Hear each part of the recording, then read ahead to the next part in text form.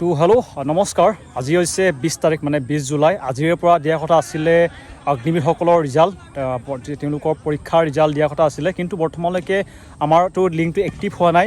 যেতিয়া link active হ'ব আমাৰ অসমৰ কাৰণে, যিহেতু এইটো আপোনালোকক হয়তো গম পাই যেন অল ইণ্ডিয়া ভেকেঞ্চিও এইটো কাৰণে এইটো এয়াৰৰ ছিষ্টেমত দিয়েগৈ আপোনালোকৰ ৰিজাল্টটো। বৰ্তমানলৈকে আমাৰ অসমৰটো এক্টিভ হোৱা নাই। তো যেতিয়া এক্টিভ হ'ব আপোনালোকে কেনেকৈ নিজৰ অগ্নিবীৰসকলৰ ৰিজাল্টটো চাব অলপ দেখুৱাই দিছোঁ। বহুত ইজি আছে কেনেকৈ চাব। লগতে এইটো হৈছে মোৰ ইনষ্টাগ্ৰাম ID। যদি কিবা অসুবিধা হ'লে মোক সুধিব পাৰিব, তেতিয়া চাওঁ যেন কেনেকৈ আপোনালোকে নিজৰ ৰিজাল্টটো চাব। আপোনালোকে দেখিব যেন অগ্নিবীৰসকলৰ যোনটো আৰ্টিকেলো দিয়া আছে, তেওঁলোকে যোনটো টাইমছ অফ ইণ্ডিয়াই দিছে। বৰ্তমানলৈকে ৰিজাল্টটো দিয়াগৈ নাই, কিন্তু যেতিয়া ৰিজাল্টটো দিব কেনেকৈ চাব অলপ দেখুৱাই দিছোঁ। ইয়াতে দেখিব গুগলত আপোনালোকে টাইপ কৰিব ইণ্ডিয়ান আৰ্মি, আপোনালোকৰ ৰিজাল্টটো আহিব। ইয়াতে দেখিব আপোনালোকৰ জইন ইণ্ডিয়ান আৰ্মি ইয়াত লিখা আছে। এইটো ক্লিক কৰিব লিংকটোত।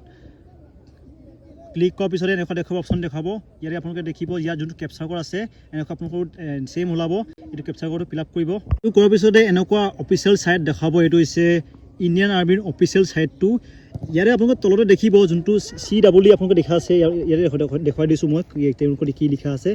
ইয়াতে আপোনালোকে দেখিব এটা অপশ্যন যোনটো CEE আপোনালোকে ইয়াতে অপশ্যন দেখিব। এইটো ক্লিক কৰিব। ইয়াতে দেখিব যেতিয়া ক্লিক কৰিব তাৰপিছতে এনেকুৱা দেখাব।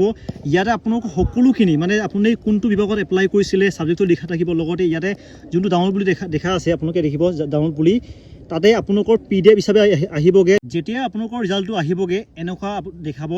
ইয়াতে আপোনালোকে দেখিছে ছেম টু ছেম আপোনালোকৰ নাম্বাৰকেইটা থাকিব, ৰোল নম্বৰকেইটা থাকিব। হয়তো সকলোৱে এডমিট কাৰ্ড আছেগৈ, ছেম আপোনালোকে দেখিব এনেকুৱা থাকিবগৈ।